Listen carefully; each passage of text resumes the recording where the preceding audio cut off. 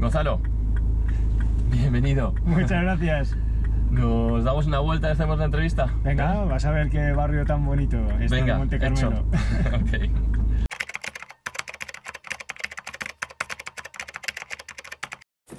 ¿Me enseñas un poco tu barrio?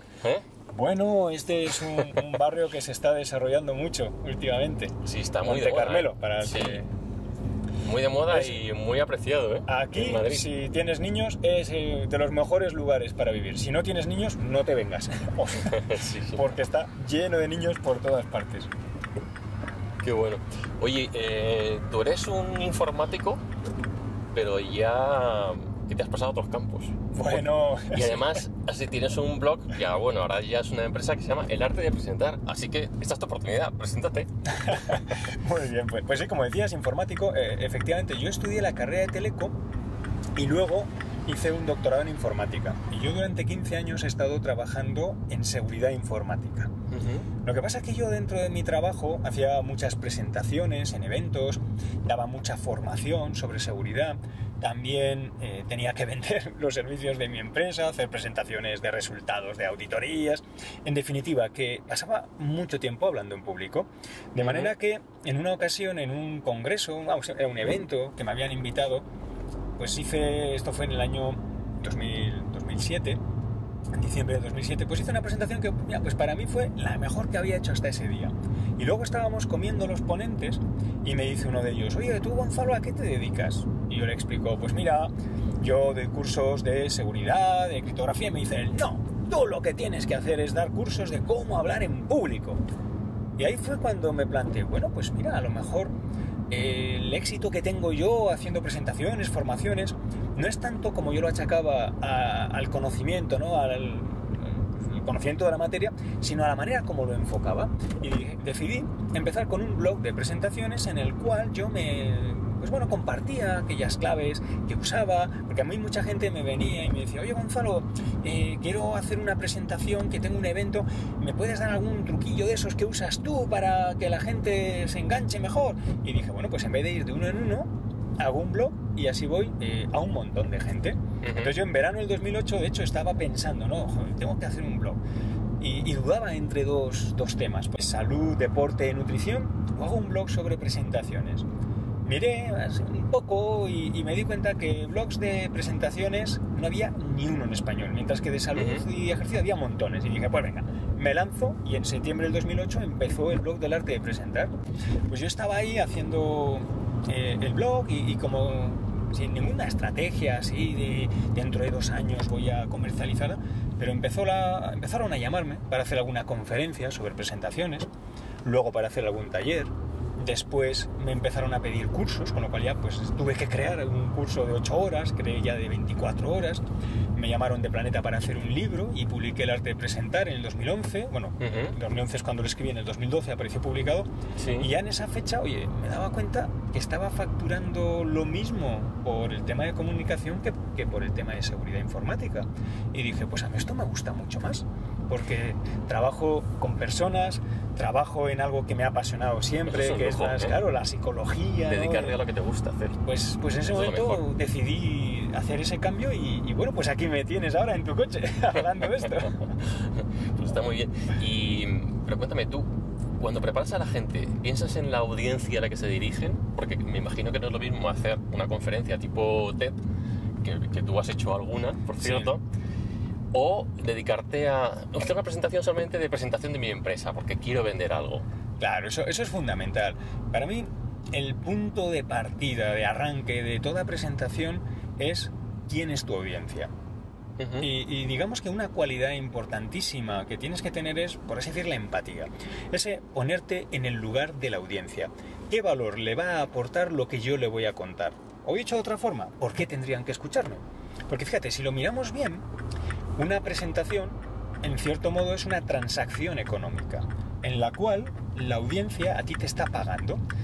Nosotros en español decimos prestar atención. Cuando alguien habla, tú le prestas atención. En inglés son todavía más estrictos. Ellos dicen, pay attention.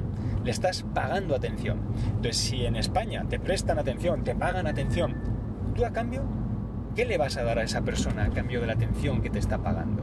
Entonces tú en una tienda, cuando pagas dinero por algo, un servicio, un producto, esperas llevarte valor.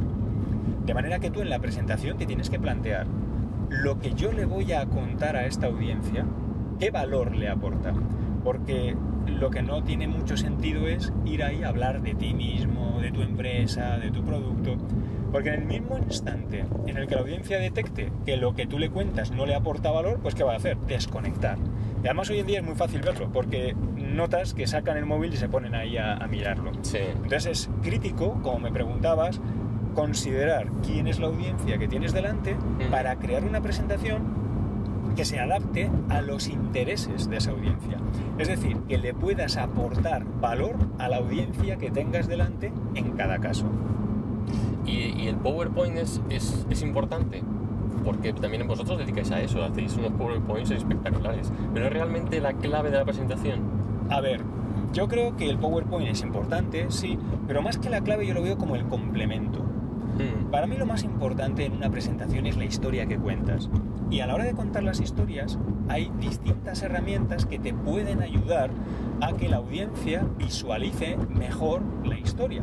Por poner un ejemplo, en un cómic cuentas una historia y estás utilizando unas viñetas con ilustraciones que le ayudan a la audiencia a visualizar, a representarse en su imaginación lo que le estás contando, a diferencia de lo que sería una novela en la que solamente describes con palabras. Sí. En el cine ocurre lo mismo.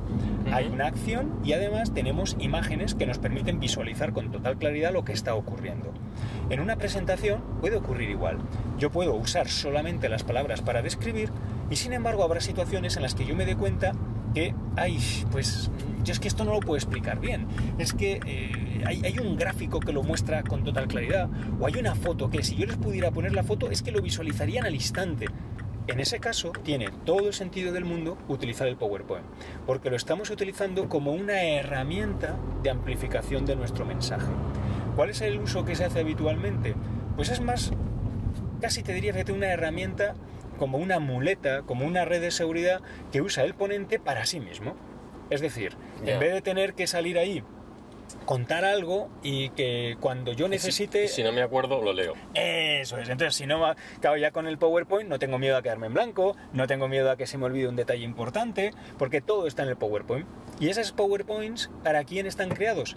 Están creados para ti, no para la audiencia. Cuando tú creas una diapositiva, deberías plantearte, ¿esta diapositiva para quién es? ¿Para mí o para la audiencia?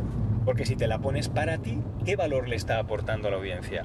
La diapositiva, igual que hablaba antes, ¿no? de esa necesidad de aportar valor a la audiencia, sí. La diapositiva siempre tiene que ser para la audiencia, para aportarle valor. ¿Cómo? Ayudándole a visualizar aquello que cuentas, porque habrá situaciones en las que con imágenes es mucho más fácil que la audiencia lo visualice que con tus palabras.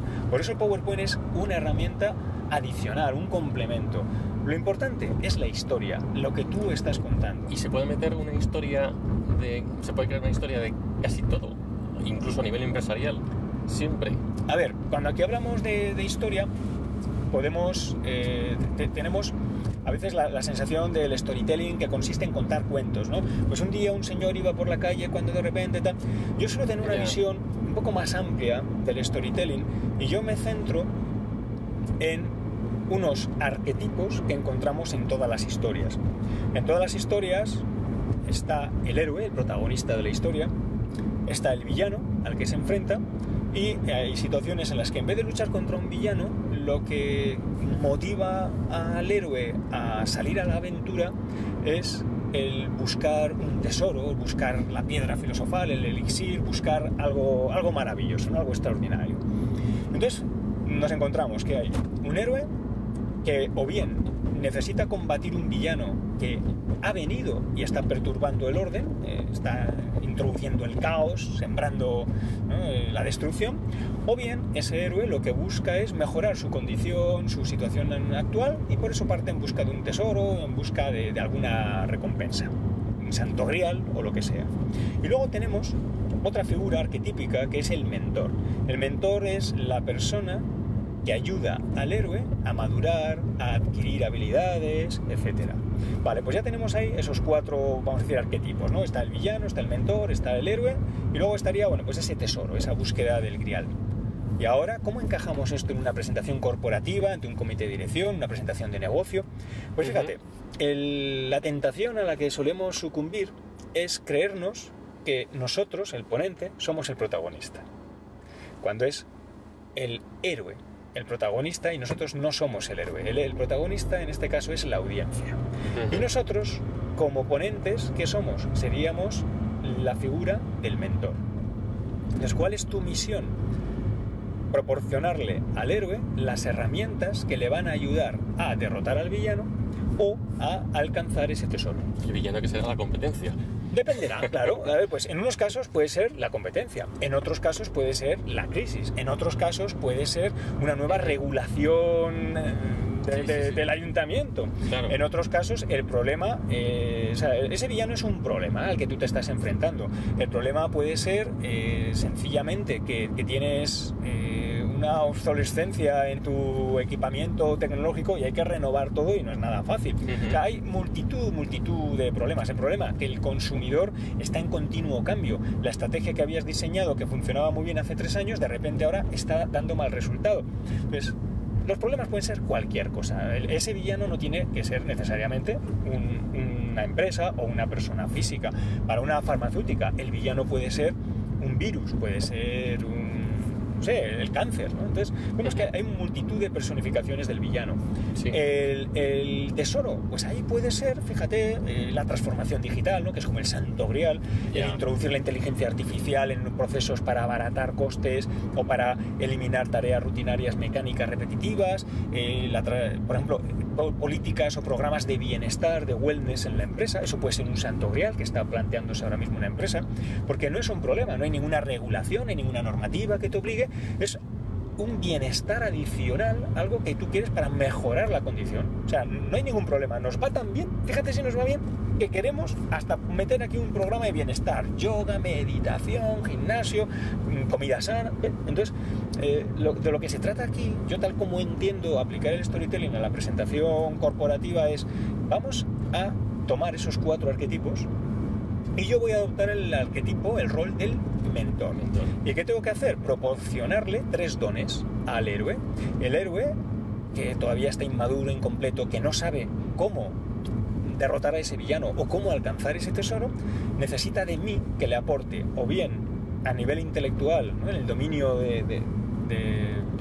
mental, le tengo que aportar conocimiento, datos, hechos que le ayuden. A nivel emocional, que sería el segundo dominio, la segunda dimensión, le puedo aportar inspiración, motivación, y a nivel de acción, que sería el dominio físico, le puedo aportar armas, ¿no? Esa espada láser, ese escudo bruñido que todo lo detiene, son esas armas que evidentemente serán recursos tecnológicos, apps, financiación o lo que sea, que le permitirá a mi audiencia, a mi héroe, afrontar con éxito, bien sea la lucha contra el villano o la conquista de ese tesoro. Así es como yo veo ese storytelling en una presentación. Y luego, a la hora de afrontar la exposición, ¿cuáles son las claves para la gente que le da miedo enfrentarse a una audiencia, aunque sea pequeña, 3 o 4 personas, pero que les cuesta, que se ponen nerviosas, que se atascan, que es preparárselo? ¿Cuáles son los factores claves? Uy, aquí claro, el miedo es multifactor, ¿no? Entonces hay tantas cosas que confluyen en esos miedos que tampoco es fácil dar pues una clave, algo sencillo. Entonces aquí, primero de todo... Me imagino que estudiáis las cosas personalizadas. Sí, claro, eso habría que ir un poco caso a caso, ¿no? Es como, oye, tengo un problema de salud, ¿qué me recomiendas? Bueno, vamos a ver primero qué problema de salud tienes, ¿no? Y habrá que ir al especialista luego. Pero antes de entrar en detalles de claves para combatir el miedo, yo creo que algo muy importante es cambiar, ¿no? Hacer como un cambio de marco de cómo entendemos el miedo. Porque pensamos que el miedo a hablar en público es algo negativo, cuando para mí el miedo es algo completamente natural e incluso necesario. Todas las personas sentimos unos nervios, una ansiedad, un miedo cuando vamos a hablar en público. Y a las cámaras. Y a las cámaras también, claro. Entonces, ¿dónde está aquí la cuestión? Que si yo no sintiera absolutamente nada de miedo, eso lo que vendría a significar es que la situación no me importa. O sea, la audiencia que tengo delante me da igual. Entonces yo puedo pensar en catedráticos que igual yo he sufrido, pues tenían miedo a hablar en público, seguro que ninguno, pero eso también era un reflejo de lo poco o nada que le importaba a la audiencia que hay delante. Entonces, para mí el miedo viene a ser un reflejo de la importancia que para ti tiene esa situación. Cuando es importante, es lógico que tengas nervios, que tengas ansiedad. El problema es cuando esos nervios, esa ansiedad es tan fuerte, tan acusado, que ya te impide hablar con normalidad. Que te agarrotan. Claro, entonces lo primero de todo es importante que cambiemos el chip. Los nervios son necesarios, hay que sentir algo de nervios, pero no tanto que te paralicen. Yo suelo poner igual la metáfora, pues un conductor, un motorista, ¿no? Cuando tú vas en la moto, tú tienes ansiedad, tienes nervios, tienes tensión. Sí. Porque en el momento que te relajes, imagínate, ¿sí, no? claro, si tú te relajas pero además piensa que estás yendo por lo típico, ¿no? Por la M30 colapsada, con coches que se mueven despacio para aquí y para allá, que cambian de carril, y tú vas con la moto. Esa tensión te da concentración. Exacto, vas con todos los sentidos activados, porque estás mirando al frente, atrás por los retrovisores, a los lados, estás anticipando lo que va a hacer este coche, el otro, tal. Hay una tensión, pero es una tensión que te permite estar alerta. Entonces, ¿ese conductor está relajado? ¿Tiene ansiedad? Pues no está relajado, claro que tiene ansiedad, pero ¿tiene miedo? Como tal, no tiene un miedo paralizante. Sin embargo, habría gente que no podría subirse en ese tráfico a una moto, se quedaría paralizada por el miedo, ¿no? Claro. Entonces, aquí ocurre algo parecido. Tiene que haber tensión, tiene que haber alerta, tiene que haber esa ansiedad como la del motorista, pero que está gestionado, es lo que le mantiene atento a todo lo que está ocurriendo. Entonces, hay una preocupación por la audiencia. Y aquí viene la segunda parte importante. ¿De dónde procede ese miedo paralizante? De preocuparnos, de centrarnos en nosotros mismos. ¿Cómo lo voy a hacer? Voy a contarlo todo, voy a dejar una buena impresión, voy a hacer que vean que soy el mejor ponente que ha habido nunca aquí, voy. Es todo centrado en mí, en yo. Entonces, ahí es lógico que surja el miedo. ¿Cuándo va a atenuarse ese miedo? ¿Cuándo va a desaparecer? Cuando toda mi preocupación está centrada en la audiencia. ¿Lo están entendiendo? ¿Se están llevando valor? ¿Esto les resulta útil para el problema con el que están luchando? Si todo mi pensamiento, en vez de ir a mí, va centrado en la audiencia, es cuando ese miedo va desapareciendo. Porque el miedo surge del ego, de estar centrado en uno mismo. Si yo, en vez de centrarme en mí, me centro en la audiencia, va desapareciendo eso. Entonces, bueno, pues es una de las cosas, ¿no?, que tendríamos que empezar por ahí, entendiendo a nivel, vamos a decir, intelectual, si quieres, este tipo de cuestiones. Y luego ya, pues hay muchos factores que contribuyen a atenuar el miedo. La preparación que mencionabas, pues es una cosa muy, muy obvia, ¿no? Cuanto más preparado estás, pues menos nervios tienes. Cuanto más tienes. te lo leas, te lo estudies, te lo conozcas el tema, Eso pues mejor es. te va a salir, ¿no? Claro, y sobre todo fíjate que es prepararlo, mirarlo, estudiarlo, pero no tanto para que yo me sepa la lección, sino para estar seguro de que le voy a estar aportando valor a la audiencia. Y esto vuelve al principio y a la primera pregunta, ¿no?, que era la empatía, el ponerte en el lugar de la audiencia, el aportarle valor a la audiencia. Yo siempre suelo decir que una presentación, pues no sé exactamente dónde viene etimológicamente, ¿no?, la palabra presentación, pero viene de presente. Ahí. ¿Y qué es un presente? Pues un presente es un regalo. Entonces, cuando nosotros hacemos un regalo, si la persona te importa, siempre hay nervios. Pero fíjate que se conjugan como dos emociones contrapuestas. Por un lado, sientes esos nervios, ¿no?, ese miedo de si no le gusta el regalo y si no lo va a aceptar. Y por otro lado, también sientes como ilusión, ¿no?, esa ilusión, esa alegría, esa excitación de ¡guau, le va a encantar! Tal. Entonces se juntan las dos cosas. Entonces, cuando tú haces una presentación, si la audiencia de verdad te importa, tiene que haber los nervios de mira y si no le gusta y si no le vale. Pero por otro lado también está esa alegría, ese gozo de fíjate qué regalo le voy a dar. Por eso yo digo que el mentor le hace 3 dones a la audiencia. Y hablo de dones, de 3 regalos, ¿no?, que mencionaba antes: intelectual, emocional y de acción, ¿no? Que era pues esos datos, ideas, conocimiento. Por otro lado, inspiración, motivación. Por otro lado, recursos, armas. El mentor le hace dones, le hace regalos.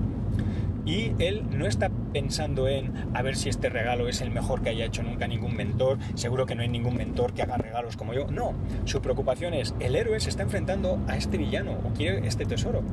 Si mi don, si mi regalo no le es útil, pues puede morir ante el villano, puede no alcanzar el tesoro, ¿no? Entonces, eso es lo que de verdad nos tiene que preocupar, que lo que le doy a mi héroe de verdad le resulte útil. Y entonces aquí cuando estamos hablando del miedo, si nos fijamos, hacer un regalo a una persona siempre lleva esa parte de miedo, porque cuando no hay nada de miedo, lo que me estás diciendo es que esa persona te da igual.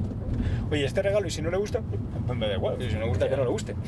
Que además, de hecho, fíjate, también comenzabas tu primera pregunta, si hay que personalizar a la audiencia, tal. Claro, tú piensa en un regalo.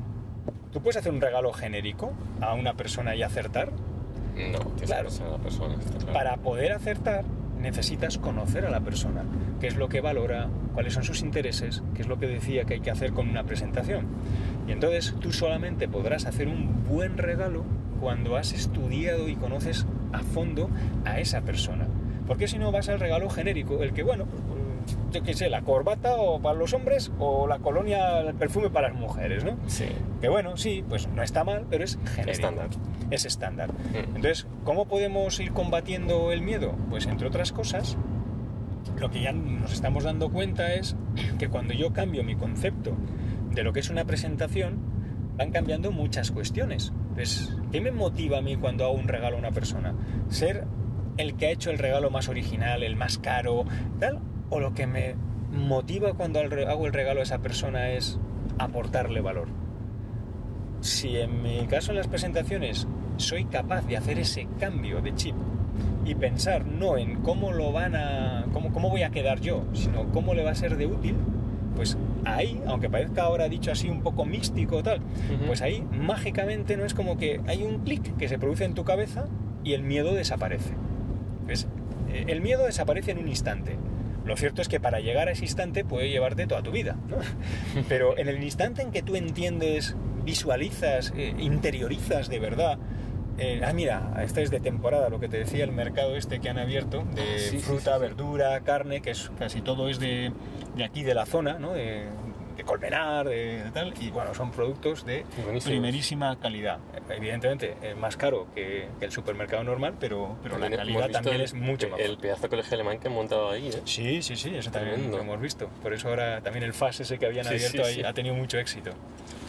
Y bueno, pues esa es una de las claves para mí básicas de cómo afrontar ese miedo a hablar en público. Interpretar que es un regalo y aceptar las dos emociones. Por un lado, el gozo, la ilusión de poder hacer un regalo a la audiencia, ¿no? De, ostras, fíjate que le puedo cambiar la vida, o la vida, bueno, a un nivel más grande o más pequeño. Fíjate qué privilegio para mí disponer de la oportunidad de hablar a estas personas. Eso es maravilloso. Hay que tener mucha confianza en sí mismo y saber lo que vas a comunicar tiene mucho valor. Está claro que para poder hacer un regalo que aporte valor, tú tienes que tener algo que aportar. El mentor, cuando le hace el regalo al héroe, el mentor es una persona que ha sido un héroe en su juventud.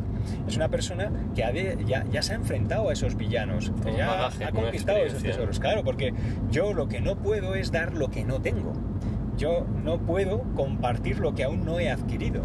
Entonces, claro, hay situaciones en las que si uno sale a hablar en público de un tema que no conoce, del que no sabe qué puede aportar, etcétera, pues al final esa comunicación no va a salir bien, la audiencia no lo va a percibir como un regalo y en ti vas a sentir temor porque no estás con la plena convicción de que le estás haciendo un regalo a la audiencia. Entonces, efectivamente, eso es importante. Oye, y aparte de hacer presentaciones, ¿qué más hacéis? Vale, nosotros tenemos como 3 grandes servicios. Por un lado, hacer presentaciones a empresas, que es lo que llamamos el servicio de agencia. Por otro lado, hacemos formación a equipos dentro de empresas en todos los temas relacionados con la comunicación, que es lo que llamamos la academia. Y luego, en tercer lugar, lo que hacemos es entrenamiento personalizado, por lo general dirigido a directivos. Y en este entrenamiento personalizado ofrecemos un servicio que es individual y personalizado. ¿Eso qué significa? Que trabajamos de uno en uno y personalizamos completamente a lo que esa persona necesite en particular. De manera que nunca hay 2 servicios iguales, porque no hay 2 personas iguales, no hay 2 personas que partan del mismo punto ni que quieran llegar al mismo punto de destino. Por eso lo personalizamos completamente. Aquí, ¿cómo lo enfocamos? A ver, pues damos una visión integral, holística, no sé cómo llamarlo, ¿no? de la comunicación. Porque por lo general, cuando se trabaja la comunicación, se suele ir o bien a la parte intelectual, ¿no? Cómo ordenar las ideas, cómo crear los mensajes, cómo hacer diapositivas que plasmen esos mensajes y los comuniquen a la audiencia. Pero si te das cuenta, estamos trabajando todo en el nivel mental. Y luego, por otro lado, también los cursos de comunicación típicos y así suelen ir dirigidos al nivel físico, lo que sería el lenguaje no verbal. Porque es evidente, todo el mundo somos conscientes, nuestro cuerpo comunica más allá de las palabras. Estamos comunicando todo el rato a través de nuestra corporalidad, nuestra postura, nuestra mirada, nuestros gestos, nuestros movimientos, y a través de nuestra voz, nuestro volumen, nuestra entonación, las pausas que hacemos. Todo eso está comunicando. Pero fíjate que para mí, en este modelo integral de la comunicación, faltarían como otras dos capas, ¿no? Por un lado, hemos hablado de la dimensión física y de la dimensión mental, pero entre ambas yo sitúo la dimensión emocional, porque cuando nosotros estamos hablando, lo que sentimos dentro se va a reflejar fuera, en nuestro cuerpo. ¿Ves? Por otro lado, si yo emocionalmente me siento, pues eso, intranquilo, inseguro, porque me da miedo esta situación de hablar en público, tengo ansiedad, ¿cómo se va a reflejar en el nivel, en la dimensión física?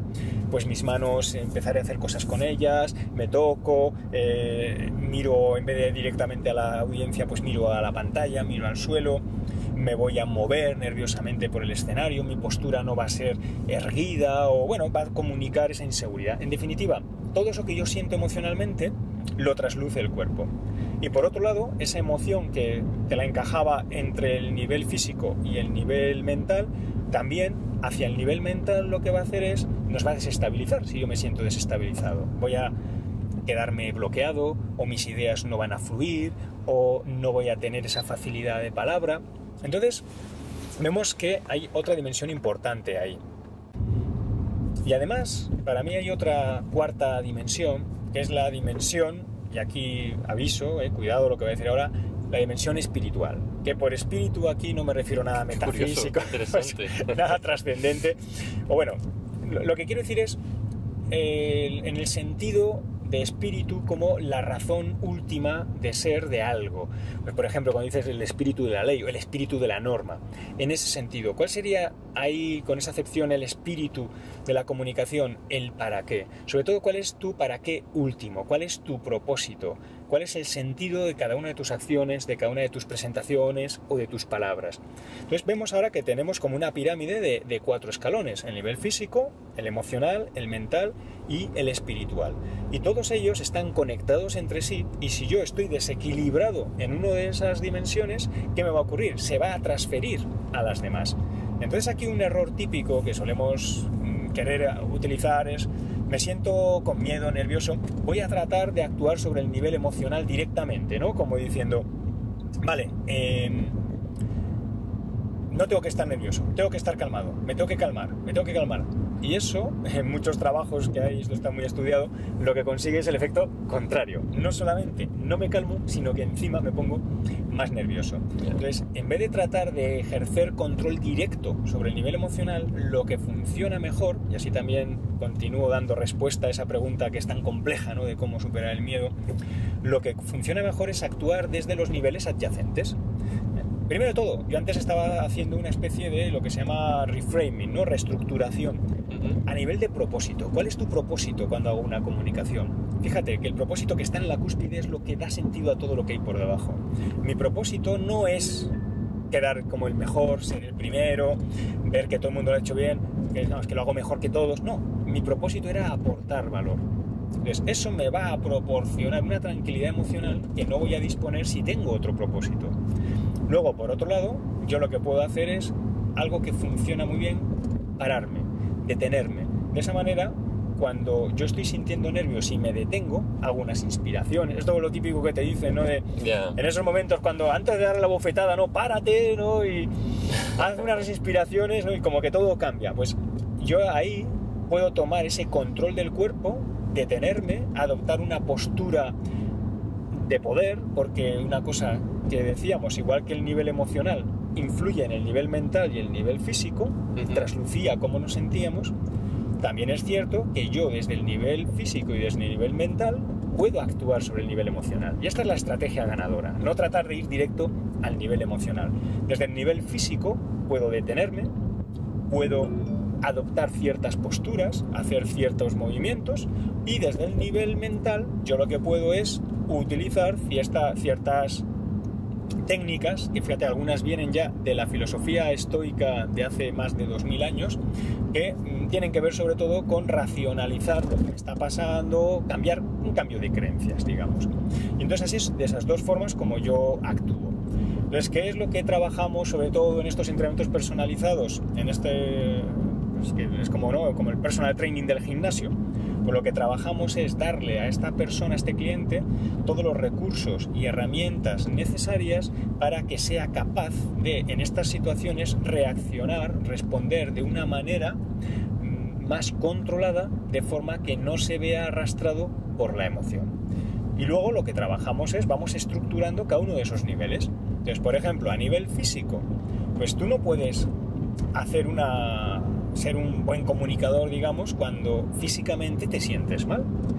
Porque es lo que decía, cualquier dimensión que esté desequilibrada, que esté descentrada, lo que va a ocurrir va a afectar a todas las demás. Oye, si me duele la cabeza, si tengo dolor de espalda, si he comido en exceso y tengo la tripa ahí que me va a reventar, si estoy hablando y me he comprado zapatos nuevos y me están haciendo polvo los pies. Todo el mundo esto entiende, o sea, te estás haciendo pis que no aguantas más, ya no puedes ni pensar, te estás desequilibrando. Entonces, ¿qué es lo que trabajamos ahí? Pues a un nivel más estable, más a largo plazo.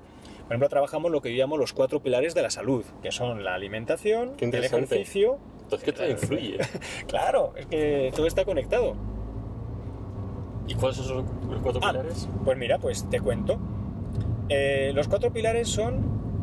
de hecho, primero enumerados es cómo comes, cómo te mueves, cómo descansas, y luego la parte de cómo meditas, cómo utilizas la mente, digamos. Entonces, a nivel, pues por hacerlo muy resumido, fíjate, todo, aunque yo esto dedico cursos enteros, pero te lo voy a definir cada uno con una frase. Para mí, todo el tema de la alimentación lo podemos resumir en la frase de 3 palabras: come comida real. Así de sencillo. Pues pensé, hombre, pues no sé, lo que yo como es real, ¿no? No me pongo unas gafas de realidad virtual ahí, no es un videojuego. Entonces, ¿qué entiendo por comida real? Que es la comida no procesada. La comida no procesada es algo tan sencillo como antes que hemos pasado por de temporada, lo que compras ahí. ¿Qué compras ahí? Verduras, frutas, carne, concretamente en de temporada no tienen pescado, huevos. En el Jam, que no sé si hemos pasado antes, pero hay un mercado aquí fantástico también, se llama el Jam, ahí tienes también una pescadería. Y para mí esa es la base de mi alimentación: la carne, el pescado, los huevos, las frutas y las verduras. En pescado incluyo el marisco, etcétera, y luego pues en frutas y así, verduras, pues bueno, pues ya sería discutible si metemos los cereales, las legumbres, que yo legumbres y algo de cereal también suelo comer. Claro. Pero para mí más importante, porque ahora por ejemplo está muy de moda las dietas high fat, low carb, ¿no?, que son alto contenido en grasa, bajo en carbohidratos. Las dietas tipo paleo, la dieta paleo, tomaría esos 5 alimentos que he mencionado antes y no tomaría ni lácteos ni tomaría cereales. Es decir, ellos lo que toman es lo que supuestamente existía de 10.000 años hacia atrás, ¿no?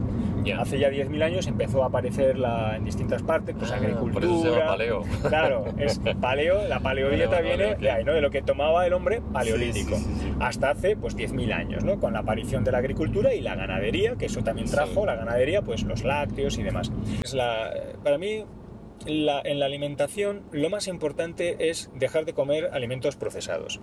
No tanto si tomas cereales o lácteos o no, sino que no sean procesados, que comas lo que comas no sea procesado. Eso hoy en día es prácticamente imposible, porque más o menos el 80% de la dieta es alimento procesado. O sea, el jamón york es alimento procesado, los yogures que compras en el supermercado es alimento procesado, el pan es alimento procesado, o sea, prácticamente todo, no digamos las pizzas, todo, porque hay gente que piensa que alimento procesado solamente son las comidas precocinadas. No, o sea, los cereales Kellogg's es alimento procesado. O sea, todo lo que no aparece en la naturaleza, te lo puedes cazar, pescar o coger, está procesado. Claro. Entonces, por eso, ¿yo dónde limitaría mi alimentación? A lo que compras en un mercado. Que a veces, dicho de otra manera, es pues lo que comían las abuelas. Pues, tú, hace 100 años, ¿qué podías comer? Pues eso es lo que deberías comer ahora. Y eso tiene un impacto brutal en tu salud. Pues bueno, ahí queda esa recomendación. Luego, en cuanto a nivel de ejercicio, ¿qué es lo que nos pasa? Que estamos prácticamente todo el día sentados y nuestro cuerpo está hecho para el movimiento. ¿Qué es lo que deberíamos hacer? Movernos mucho más, limitar el tiempo que estamos sentados, pasar más tiempo de pie, andando, agachándote. ¿Que puedes ir a un gimnasio? Perfecto. Añade tus rutinas de gimnasio, pero que sepas que 1 hora de gimnasio no compensa 9, 10, 11 horas de estar sentado. Evidentemente está muy bien hacerlo y es algo muy recomendable, pero tendrías que buscar algo más, ¿no? Moverte pues en todo lo posible. Luego, otra cosa muy importante es el descanso, la recuperación. Cada día dormimos menos, esto se está convirtiendo en un auténtico desastre. Si no estás descansado, evidentemente no vas a poder hacer una buena actuación, pero es que ya no es estar descansado el día antes, es estar... es que la recuperación va a afectar a la manera como vas a estar tú en el largo plazo. Si de una manera sostenida no estás descansando lo que tú necesitas, eso va a afectar a tu salud.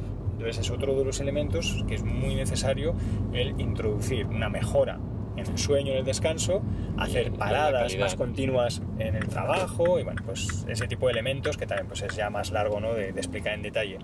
Y luego la cuarta pues tiene que ver con la meditación, con el mindfulness, que es algo que se está poniendo muy de moda, lo cual me parece algo maravilloso, que se pongan de moda este tipo de cosas, y lo que va a hacer es también ayudarnos a conseguir pues un mayor silencio, tanto a nivel físico como mental, como emocional. Y ahí es una práctica que, como ahora hay tantos sitios, pues yo recomiendo a cualquiera que se descargue alguna app que hay para el teléfono móvil, que le enseñe. Si tiene cerca pues una escuela que hagan yoga o algo de eso, pues que lo mire. Pero en fin, que algo que hasta ahora se ve igual con un poquito de desconfianza, ¿no? Como un rollo oriental, pues esto de la meditación tiene que ver con el yoga, con el Hare Krishna, ¿no? Esto no tiene nada que ver con una religión en particular, puede ser cristiano, puede ser musulmán, puede ser ateo, puedes practicar la meditación y notarás beneficios a la hora de ayudar a centrar, ¿no? Pues como hablaba de esas dimensiones, ¿no? Esa imagen que podemos visualizar todos de esa pirámide con 4 capas, que si cualquier capa está fuera de su lugar, pues va a afectar a la estabilidad de toda la pirámide. Entonces, bueno, pues ahí en la base, en ese nivel físico, una manera de dar estabilidad a todo el conjunto es tener una buena salud. Si tu salud se resiente, pues al final todo ese edificio también se va a resentir. Entonces, por eso, como te decía, en este servicio de entrenamiento personalizado trabajamos no solo lo típico que podríamos esperar de la parte de las ideas, de cómo organizar tus mensajes, cómo estructurar, etcétera, y la parte del lenguaje no verbal, sino que además vamos a toda esa parte básica de la salud y luego también pues vamos a la cúspide, a ese propósito, a aclarar cuál es tu misión, cuál es tu propósito de vida, porque eso luego va a tener un impacto también muy grande en cómo vas a pues a vivir, cómo vas a vivir tu vida en general. Pues como esto es interview de motor y turismo, te voy a hacer 2 preguntas que tienen relación con esto, que es, ¿qué coche te comprarías? ¿Tu coche deseado? Pues mira, aunque me da un poco de vergüenza decirlo en este foro, a mí es que los coches no me gustan mucho, ¿no? Y nunca me han atraído en exceso, y de hecho no me gusta conducir. Entonces, a mí, mi coche favorito sería un coche autónomo que me lleve a todos los sitios y yo mientras pueda estar durmiendo, leyendo, como si fuera en el AVE. Me parece muy buena opción. Me da igual la marca, a mí con que sea seguro y que el algoritmo conduzca bien, y con eso me valdría. Pues vamos de camino a ello. Y la segunda pregunta, tema viajes. ¿Dónde te gustaría viajar próximamente? El viaje soñado, el que quieres hacer. Pues mira, un viaje que acaricio desde hace mucho tiempo es algún país nórdico. Y pues no sé si Islandia o pues sí, pues alguna zona que tenga pues los fiordos, que tenga nieve, que tengas que combinar el ir con esquís, a lo mejor con trineos, que vayas en kayak, un poquito viaje así de aventura, pero ir ahí a las nieves del norte. Fenomenal. Oye, pues Gonzalo, me ha encantado muchísimo la charla. Pues gracias por invitarme. Sé que necesito tus consejos, espero que algún día me asesores personalmente y me hagas un coaching porque lo necesito. Muchísimas gracias. A ti. Un placer.